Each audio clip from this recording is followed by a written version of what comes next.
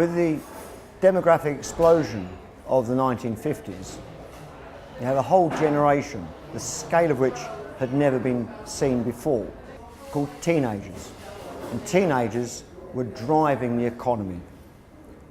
And the kids in this country, they had work, they had a bit of money, and with that money they went out and bought the fastest vehicles that they could afford.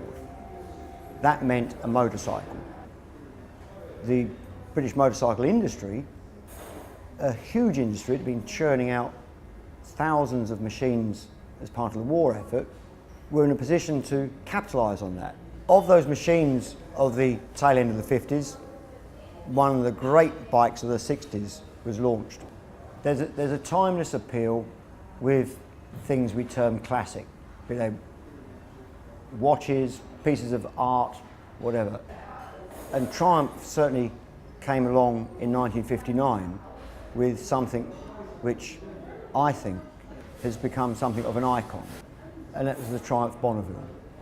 Its looks, its performance and its popularity have ensured that today, kissing 60 years later, people know what a Triumph Bonneville is.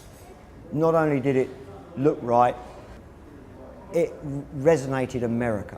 And at the time, of course, America, that's where rock and roll was coming from. It was leading the jet age. The future was this promised land of America. So to have the name Bonneville on a motorbike that a couple of years earlier had set land speed records, this I wasn't there at the time, I hasten to add, but that would resonate with youngsters. And it's youngsters who are buying these machines and continue to do so through the 60s, where the Bonneville sales just climbed and soared away. And part of that, I'm sure, is because the bike was quite revolutionary with its motor. Not just its looks and the styling, but that motor produced a power from the word go.